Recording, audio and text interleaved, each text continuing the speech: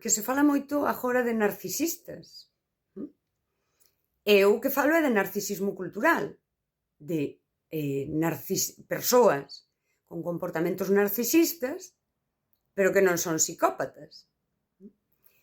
Daquela, dentro diso, fálase de o narcisista integrado, que é como se agora todo o mundo ou un lote de xente fose un narcisista integrado.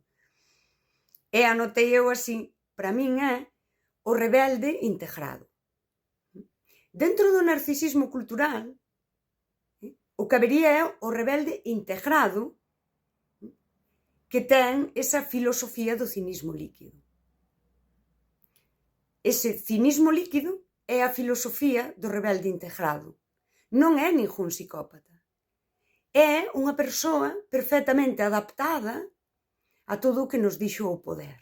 Non coñecemos as outras persoas para compartir e para coincidir, senón que as consumimos, logo desgastámolas. E cando está gastada, sí? Cando está desgastado aquel prazer inmediato, aquela ilusión, cambiámolas por outras. Teríamos a diferencia esa entre coñecer a unha persoa, o resto das persoas, para poder recoñecelas, e que se dea ese recoñecemento mutuo, que é o que un ser humano precisa. En vez diso, teríamos ese desgaste da outra persoa, consumila, e aí, en vez de recoñecemento, correximos ese problema existencial que nós sentimos pola falta de recoñecemento, correxímolo ca validación. Like, sí? Esta cultura tan do like, tan do que está na moda, tan da visibilidade antes ca da presenza, da participación sen pertenza. Claro que é un rebelde integrado, porque performa esa cousa tan inconformista, pero en realidade o que está facendo é adaptarse ao que o poder dixo. Entrar neses espazos de validación narcisista, nese consumo das outras persoas, desde unha mente capitalista, e desa transacción de afectos, eu douche like porque espero un like a cambio.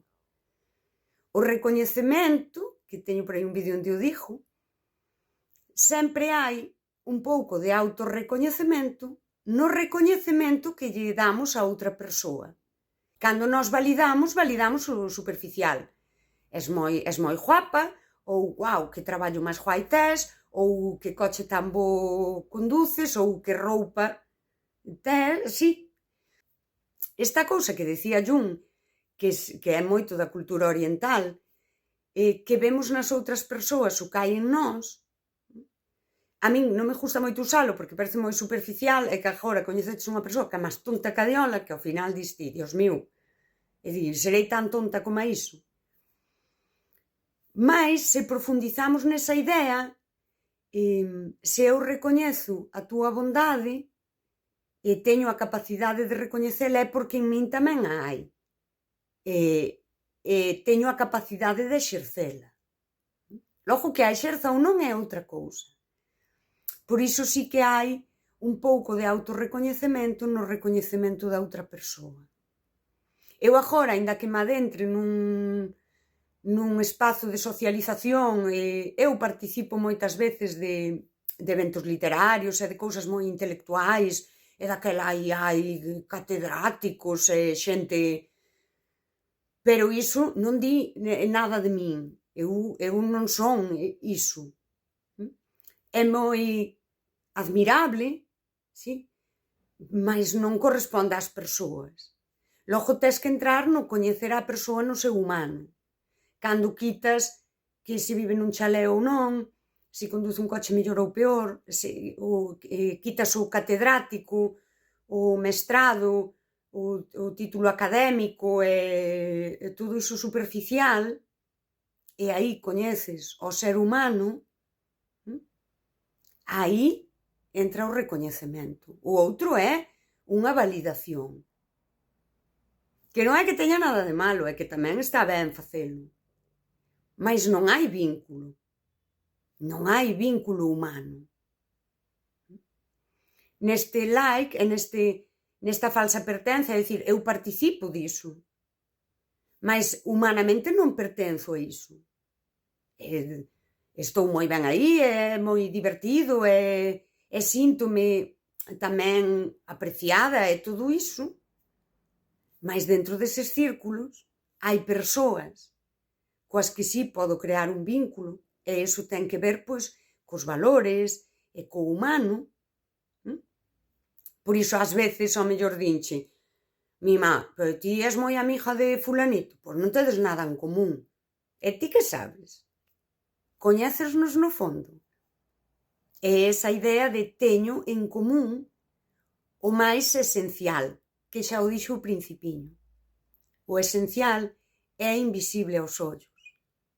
Logo, é certo que eses vínculos non se embeben de que ao colocalos aí fora en sociedade, mira, que guapos son, e que ben ditan, e van vestidos moi así, moi parecidos, e que sei, as típicas cousas, son médicos os dous, non se embeben diso. É invisible aos ollos. Ti podes dicir, pois non cadran, e eu podo che dicir que cadramos moi ben, porque a coincidencia está no humano. O vínculo de validación é xerárquico, é o vínculo da comparación, é eso, volvendo a Hegel, é esa dinámica, esa dialéctica amos cravo, estamos comparándonos. O vínculo onde hai recoñecemento, estamos coincidindo. Eu digo sempre así, eu non quero vencer, eu quero coincidir. E para iso teño que amosarme, libre do superficial, e teño que pararme a ver a outra persoa, coñecela e logo recoñecela. Mais a vida hoxe, facendo esa metáfora, tamén é un scroll infinito. Pam, pam, pam, pam, paso ao seguinte, sí? No momento que algo me... o seguinte. O vínculo intercambiable. A persoa sustituíble. Se hai un pouco de autorrecoñecemento no recoñecemento que lle dou a outra persoa, nesa dinámica, sí, que diría Hegel, dialéctica amos cravo, onde eu estou sempre devaluando a outra persoa para eu me sentir mellor, nesa devaluación da outra persoa hai un pouco de autodevaluación. Ese rebelde integrado que manexa unha rebeldía que non é tal, que di eu non necesito a ninguén, vestindo así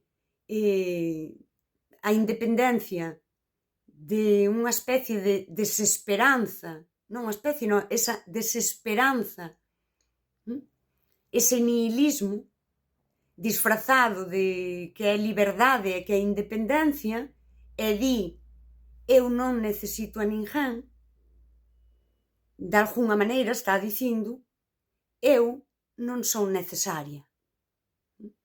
Por iso dá nun problema existencial. Porque no eu non necesito a ninguén, teño que recoñecer que ninguén me necesita, que eu non son necesaria, que a miña existencia non lle importa a ninguén. E na base está esa falta de recoñecemento. E todo isto, na superficie, queda nesa validación. Todo é un sucedáneo, todo é unha simulación. Validación, falsa liberdade, e eses vínculos xerárquicos, ese desgaste das outras persoas, ese consumo, para nunca chegar ao humano. Non quero ver o humano das outras persoas, non perdo a capacidade de velo, porque xa me deshumanicei eu. Nen sequera son quen de ver o humano que hai en min. E aí é o problema que imos vendo que mantén a xente nese scroll analóxico, non? Esa cousa que digo eu de estás todo o tempo pasando ao seguinte, dopamina, dopamina. Unha mente adicta, tamén o falou Han, pero máis aló da rede, analóxicamente funcionamos así. E aquí sí que vas vendo como o algoritmo analóxico, cando ti te paras con alguén, sí? Claro, non hai o prazer inmediato, non hai o subidón. Hai que pararse e hai que soster, ás veces, esas partes máis aburridas, máis molestas, pero aí sí que te podes coñecer cas outras persoas e desde aí recoñecerte e resolver ese problema existencial humano.